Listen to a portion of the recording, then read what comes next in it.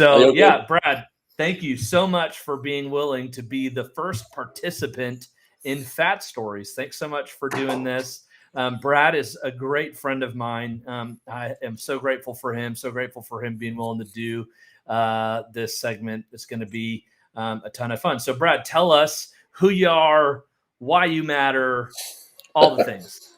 Yeah, thanks, John. Absolutely. I am Brad Drew from Overlanders. I don't, in fact, matter. You But do matter and you belong, Brad. You and matter and you belong. I appreciate that. We run I say we because it's my wife and I and my two kids. We run a channel out of Florida here where we just go out and we go do adventures, and sometimes the adventures don't always look like overlanding, but sometimes they do. But we run that on the channel, and we're very family central. We kind of look at it through the lens of homeschool / wild schooling, going out and just kind of exploring the area around us, and not just Florida but everywhere, and getting the girls to take a tangible look at history and things like that, and interweaving overland and adventures like that through that whole experience.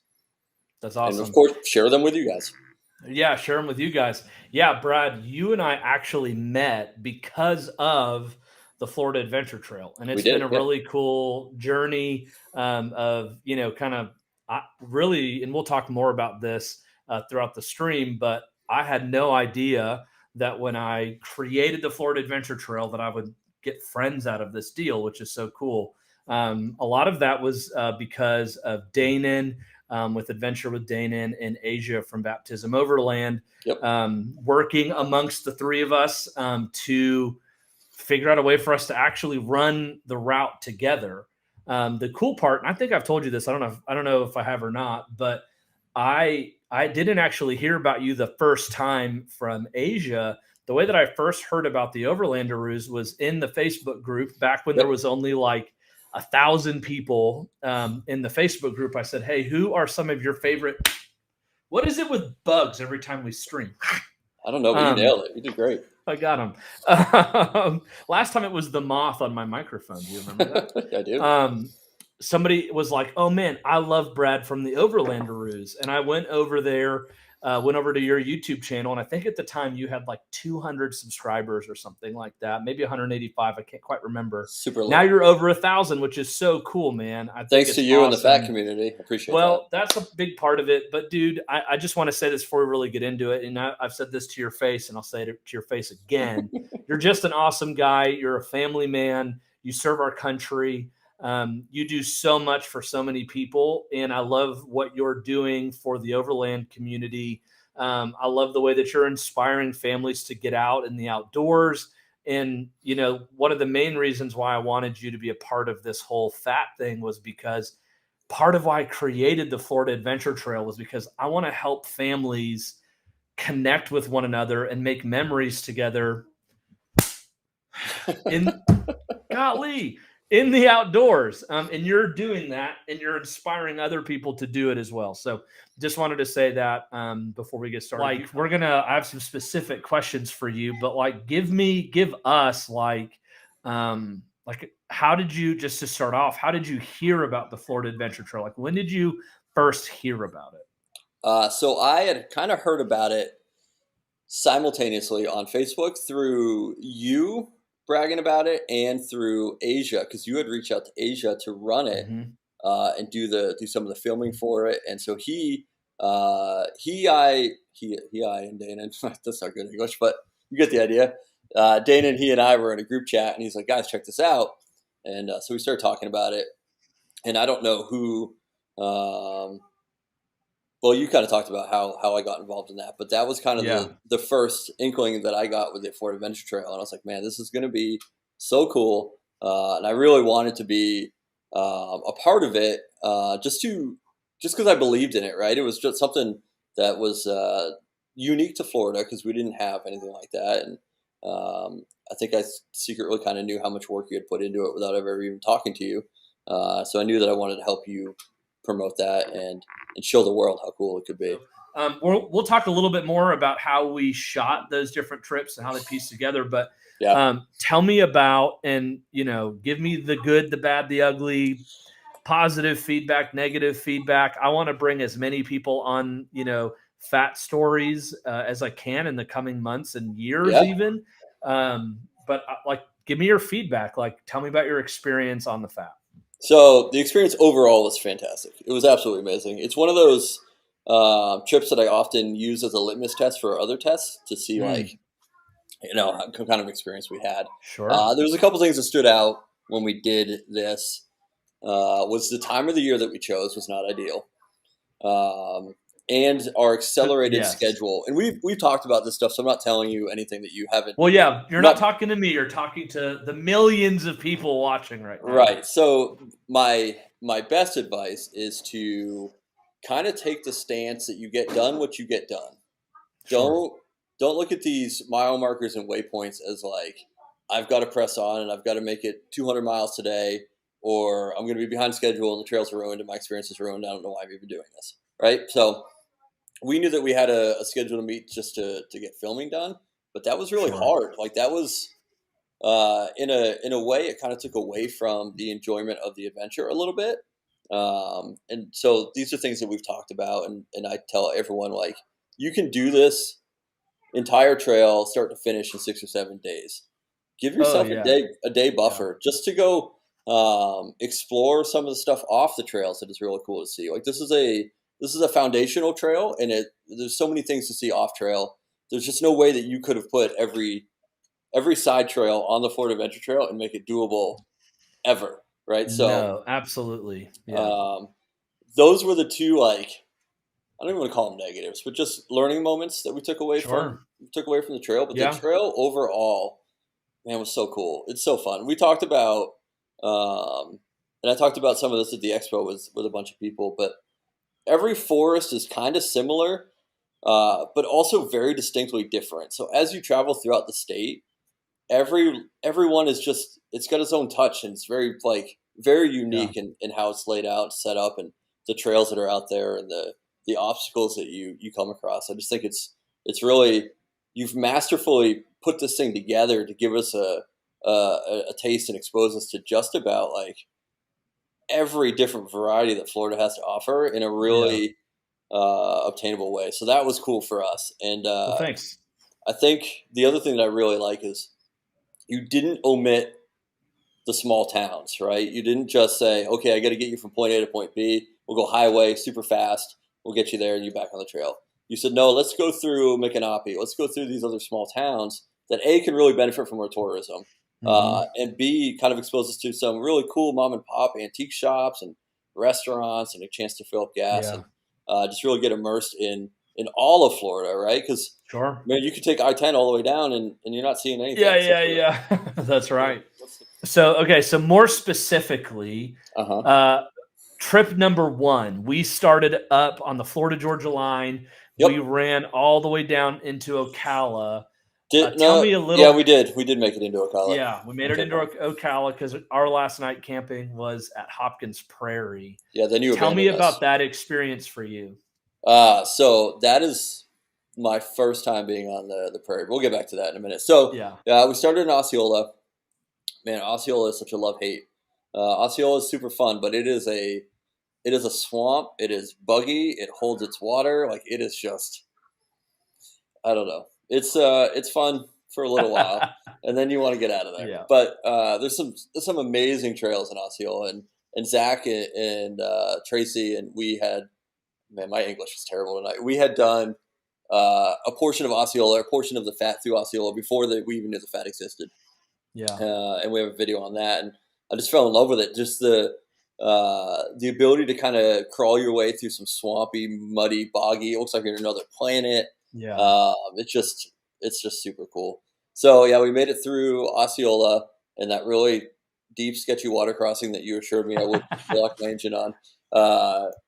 It was a nothing burger. It was fun, but it's so cool. Like, it's such a nice, like, each force that you put in there has one of those little highlights in it, and I think that's super cool. But so then we and that just for those listening, that deep water crossing is on a hard section, right? So I think just for those of you that are watching and listening along, like, if you stay on the main route, now obviously things can change in Florida with all the rain that we get and stuff, but if you stay on the main route, for the most part, you can do it on an adventure bike. You might have to make a bypass here and there. You can do it in like a Subaru Crosstrek with off-road tires, like you can do it.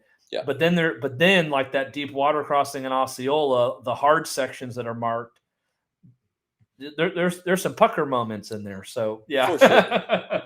So we left Osceola and we headed down towards Micanopy at that point. I was just going to ask you where we headed, because I do this thing sometimes where I don't pay attention, and I don't know where we end up. Micanopy was cool. We drove through that little town, and I so badly wanted to stop and just kind of walk around and go into some of those shops. It's actually on Kalen and I's list to head back to. To go back to Micanopy? Oh, man.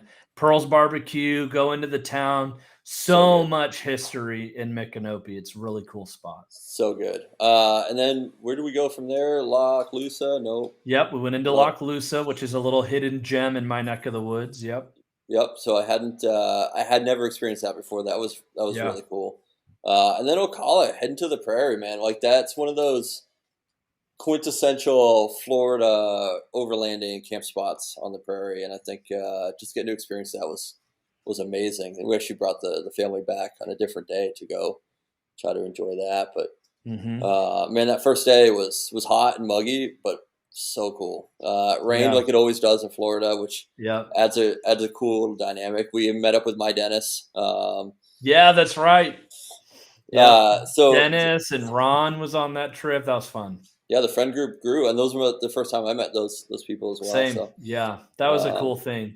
And I just remember this now. Like, we that night we camped in a spot where you're not even supposed to camp, but we had to because of how crazy the weather was. Do you remember that? Like, we were looking on there, and there was like storms all around us in this one little pocket, and I was like, "That's where we're camping tonight." Is right there, Yeah, and then you guys camped at Hopkins Prairie that night, and then I had to leave, and then you guys went further south into Ocala. And then, that was our first trip. It was. Talk about Hopkins. If you remember, we were just going to stop there for lunch, and then we got there. And that's right. Let's call it. The storm was rolling in. Let's call it. Let's stay here. So we set up everyone's awnings and just kind of hung out. And, had a good time. Then you abandoned us, which is as fine. Always. Yes. Yeah, that's fine. But that was a cool spot. It was so cool. So then our second trip, Yep. That was when we did. Now, you and I met up early because everybody else was kind of running behind and stuff like that. So we ran the whole Rich Loam section. Yep. And then Croom, and then the world famous Citrus, right? Yep. That was kind of what we ran. And then we met up with Asia and Dennis and Ron. And that's when we ran up towards Sheard Island and all of that. So tell me a little bit about your experience on that section of the FAT. So Rich Loam is super scary because it'll swallow your rig up and you'll die and no one will ever see you again. But on the hard one, yeah. We made a point to stay on the main roads because we had the discussion, right? It had rained for a couple days prior, a lot of rain, and we checked our ego at the door, which I think was a good thing, and decided it wasn't worth trashing the rigs, getting ourselves into sticky situations.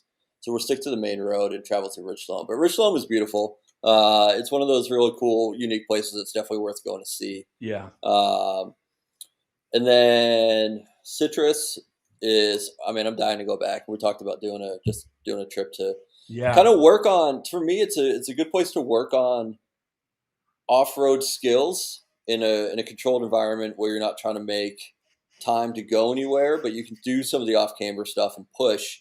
Sure. Well, that was really your first that Citrus trip. That was the most off-camber. That one little section. Yeah, 26 degrees. 26 degrees. Yeah, Kaylin got out. She was like, it's crazy. I look back on that because we just got off the Georgia Traverse and there was some off-camber stuff there, and I'm like, oh, I know, man, I this sent ain't you nothing. some stuff on, But it was confidence building. So for me, Absolutely. going through Citrus was one of those things that, like, okay, I'm learning my rig a little bit more because the Gladiator is fairly new to us, and having a tent that high was fairly new to us. So it was a good place for us to talk about a lot of the things that go into how to safely operate your vehicle off road, and put those things into practice. And then we camped at we camped at Hog Island. Hog Island, yeah. Hog Island's a lot of people don't know about Hog Island. Like the more that, people hit me up on in the Facebook group and ask Yep. about campsites and stuff, I find more and more a lot of people don't know about Hog Island, which now Beautiful. again, Hog Island, beautiful spot. There's bathrooms there, which is great. The river Yeah. runs right past, there. There's a little boat launch. Wood ducks. There was wood ducks for days. I told my brother about that spot and he was like, "Can I hunt in there?" I was like, "No, Jeremy, it's a camping spot, But yeah, there's wood ducks everywhere. It's a cool spot. Now you do have to book that ahead of time on Reserve America, which we did. There's nobody there when we were there. There was nobody there. Yeah, Hog Island's a great spot. So we camped at Hog Island. Then we knocked out Citrus. We went to the caves and did all of that, so cool, which your girls loved. That was such a cool thing. And then we met up with our buddy Asia from Baptism Overland. Ron and Dennis. Danon couldn't meet up with us, unfortunately. He was running so far behind with some stuff that he wasn't able to meet up with us. Well, he hates trails that end in AT. That's true. Yeah, so he doesn't go to those. Man, the Overland gods not shining upon him, So then we hit the trails and we ended up at Shired Island, which for the longest time I called Sheared. Me too. Yep. But it is in fact Shired. Pretty standard. Island, it is. Which we had. I want you to give me your play-by-play of Shired Island. But disclaimer for those of you that are watching, Dixie County has done a great job of cleaning up Shired Island. It's way cleaner than it was. I was just there a couple weeks ago. I will say that at times some crazy people show up in the middle of the night and make a bunch of noise still. I've been there 5 or 6 times now, and 2 out of the 6 times it's like 1 o'clock in the morning and some idiot gets there, gets something stuck on the beach or whatever. So you're just going to deal with that. It is what it is. For sure. Honestly, I'll take that over a generator running all night on somebody's Winnebago. So tell me about your Shired Island experience, Brad. Oh, man. So Shired Island, in my mind, had a lot to live up to before we got there. It was the last last camping spot on the beach in the state. I may have even oversold it. You may have, and that's okay. So we roll in there, and man, I don't want to offend anybody, but there was like a homeless encampment. There was. That is a true thing. It was grubby. There were people obviously living there. There was a camper there with all of their laundry and everything just in their front yard area. Yeah. It was just, I was uncomfortable, which is a bummer because I was surrounded by some beautiful scenery that was hindered by some people that have obviously overstayed their welcome. And listen, I'm super sympathetic to people down on their luck and having to live out of their campers and things like that. And what better place to do it than Shired Island? I get it. I'm not crazy, but it took away from any bit of the experience that would have been good. It was buggy. The water was had just trash floating in it. We didn't have a really good camp spot. We were just kind of tucked over under the street light. Lots of ticks. I got one in my belly button. I do remember that. That was not a great thing that happened. Man, I don't know what it is, but and I hate belly button touches in general. So that was a bummer. But every video I've seen since we went out there and since we kind of exposed it to Dixie County has shown just a gorgeous place to camp with good people. And so our experience is unique, and I'm blessed to be able to know that, to know that other people are going to go have better experiences. Right.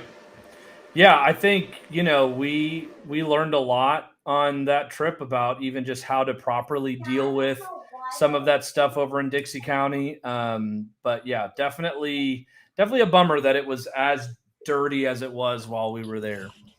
Okay, so tell me about the Panhandle section that we ran. Tell me about your experience there.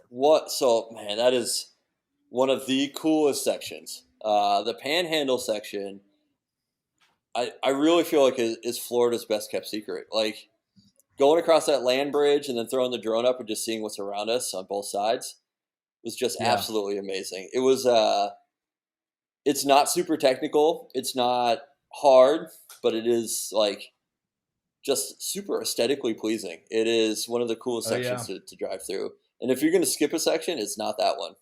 Yeah, don't skip that one. Yeah. And if you have a drone, throw that sucker up and take a look at what's around you, because it's really, really cool. Yeah, that's a cool set. You're talking about up there in Big Bend, where the water's on both sides of you and all of that. That is a very cool. That's a very cool spot. All right, and so then our third and final trip that we ran, that's where things got real interesting for you, Brad. Tell us all about that. So it got weird quick for us. So it started off trying to get the diesel heater working, I guess. So we ran some trail. We got up there, we ran some trails, right, and we pulled in kind of later at night. Asia and Dana were already there waiting for us in the super cool hip camp right on the river. Gorgeous spot, by the way. Is that on the Fat Files? If it isn't, it should be. Oh, yeah. Yep, Excuse me. It's right there after you get out of Apalachicola. For those of you that are watching, you'll see there's a camping icon right as you get out of Apalachicola, and it is an epic hip camp spot. It's a little on the pricey side, but I would just say 100% worth it. Right there on the river. It's so cool. So it was like 20 degrees out at night. It had dropped, and I just had remembered, I don't know if you remember, but Asia had the Zero Breeze Mark II to begin with, and was talking about how cold he got at night and how comfortable he was. Meanwhile, we're all sweating. We dropped 45 pounds of water weight. We just looked like shriveled up bodybuilders. But Asia was cold at night. So I was like, man, I'm going to shove this back in his face. So I'm going to have the diesel heater. I'm going to be sweating at night. Y'all are going to be freezing. It's going to be awesome. The diesel heater spewed fuel everywhere. It got into the intake. So it was pumping straight diesel gas into the tent. Not a good situation for anybody. So I spent a couple hours trying to clean that up. Got diesel fuel in my eyes. Was rinsing that out. It was super cold. Just fought with this thing forever. Fed the girls dinner, and then Piper was going up in the tent, my youngest, to get to sleep and get bundled up and warmed up. She's like, I'm going to throw up. So we got her out of the tent, and lo and behold, she did throw up all of her SpaghettiOs at the base of the ladder. And so, man, to just kind of segue for a second here, we travel with such a qualified group of people. It is amazing the skill sets that they bring to the table. So I, on this last trip, really essentially had an entire ER staff at my disposal, and my family's disposal. Just fantastic, right? So long story short, me and my wife talk. Jess and Asia take a look at her to make sure that she's okay, and she's probably fine, but we decided that we're gonna head home, bring her home, let her kind of recover. So we started the 4.5 hour drive home. Halfway home, Kaylin said, you got to pull over right now. She threw up, so we got her home. And as we're going to bed, it was like, 4 a.m. or something like that by the time we got home. Yeah. As we were going to bed, she was like, you can go back out if you want to. I said, well, I'll see how I feel in the morning. It was a long night. And I think I texted you. I said, hey, I'm coming back out. So ditched some of the family stuff out of the back of the truck and decided to hightail it on out. Meanwhile, as I'm driving up there and finding out that Danon had to leave, Mitch's kid had something, like there's 4 or 5 other families with the same stomach bug going on, and they were falling out. So they left, and I met up with you guys just after you had done, what was it, like Sunshine Acres, and right before Eglin Air Force Base. Yeah. Is it called Sunshine Acres? I may have made that up. I can't remember the name of it off the top of my head, but that big abandoned neighborhood that's like the Armageddon neighborhood. Yeah. So you guys were traveling through that, and we were kind of sharing our locations. I saw you guys doing that. But anyway, I caught up with you guys on the highway, just outside of a Waffle House parking lot. Super American place to meet up. We're traveling through Eglin. We made a wrong turn off of the Fat for no reason, as John would say. We were following his buddy, who was well-intentioned. I will say he's well-intentioned. But we met up with some law enforcement. No Mitch, good deed goes unpunished. You're watching this, Mitch. You almost got us arrested.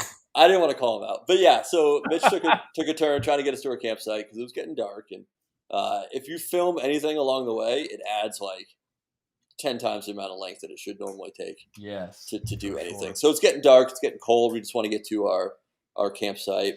We met up with law enforcement. They checked all of our IDs and our passes. Most everybody had one, and just kind of made sure that we were doing the right things. Because what we ended up doing was driving through a Army Ranger live fire exercise. So had we been there a couple minutes prior, if we hadn't stopped and filmed that last segment, we probably would have been in handcuffs. And that's per the cops that were there, not just something we're surmising. He was like, "Man, you guys are like, you're this close." Yep. So we get out of there. Mitch is telling us his life story on the radio. Ben gets Ben gets stuck in a mud hole and can't tell anybody. Yes. You and Mitch just kept because Mitch is like, and then that's when I was born, and my mama was. I love the guy. I don't know why he sounds like Hank from King of the Hill, but whatever. Yeah, it just makes sense. So you guys are just driving off. Ben is stuck. We're all behind him. We finally get you guys to come back and help us out. So we get him out of there, and I forget what the temperature dropped down to, but you made an amazing dinner, and then we had the discussion. It was cold. It was cold. We were sitting around a campfire, but we were like, "Man, there's just so many people here that we can't get warm because like we can't get close enough to the fire." So I was like, "I'll go get my solo stove. We'll spark up the solo stove." I grabbed my camping bin, which has my first aid kit, bungee corded to the top to move that out of the way. Right. And when I didn't have a flashlight, it was dark. And when I did, that bungee cord came at me like I had called his mother's name, and it hit me right in the head. Almost got my eye. I was convinced that I was blind. I had to like talk myself into the fact that I could see again, which is weird. Why I would need to do that, being able to see. But you guys said that you had heard it over by the fire. And I did. I heard it, and I knew. And then you came over, and you had your hand like this, and you just were like squirting blood everywhere. I was gonna hide it. I was gonna hide it from you guys. On the tree. I'm like, man, this is gonna inconvenience the trip, and so I was like, I'm gonna hide it. You got it sorted, man. But as soon as I pulled my hand away, like covered in blood, like you said, with sweat, I was like, I can't hide this. So Adrian was like, Jess, you need to come over here right now. And then Jess patched me up. Probably gave me better. I mean, it was Jess, Ron, Risa, and Jack. They gave me better service than I would have gotten in a clinic. I really mean that. So we wrapped up that third trip by running through Eglin, which is super cool. All types of great military stuff out there to see. And then we went into Blackwater, beautiful trails through Blackwater. Amazing. And ended at one of my all-time favorite campsites, which is Hurricane Lake. Yes. And that's such a great spot. So the way that I want to end all of these Fat Story live stream videos there, Mr. Brad, is I want to do a rapid fire question time just to wrap this up. Okay. So lay it on me. What I'm going to do is I'm going to maximize you. So it's just you. Look at you, just Brad now. And my first question is this: what was your favorite campsite on the Fat? Hurricane Lake. Okay, there we go. You're picking up on the rapid fire. Okay, so Hurricane no, Lake. I'm not. Now there you go. Favorite point of interest. Favorite point of interest, probably the caves. The caves in Citrus. Okay. Yep. All right. In 30 seconds or less, scariest moment. Oh, getting hit in the face with a bungee cord. For sure. Absolutely. Yeah. I would say that was up there on scary moments for me, but I legit was terrified when we got pulled over by military police. Okay. Yeah, that could have been weird. That was up there, yeah. But both in the same trip and within like 2 hours of each other. Okay. That's a good one. Funniest moment. I don't know. It's a toss-up. Saltwater Crossings was a good one. All the inside jokes are coming out wrong. Okay, Saltwater Crossings. Yeah, okay. Which only a few people will understand that. But yeah, Saltwater Crossings was super great. Okay, favorite WMA or National Forest out of all of them? If you had to pick one, what was your favorite one? Oh, Blackwater. Blackwater, okay. Or maybe Apalachicola. I got to go with Apalachicola. That was a redemption story for my wife and I. Okay, okay, all right. One thing you learned. Man, that's hard because I learned so much. Probably that I don't need near as much stuff as we think we do to self-sustain out in the woods. Okay, I like it. Something you wish everyone knew. That I love them. Oh, there you go. I like it. Okay. And last but not least, Brad. Yes. Tell us where to find you on the social media, all of that type of stuff. Okay, sweet. So yeah, Instagram is Overlanderoos, super simple and easy.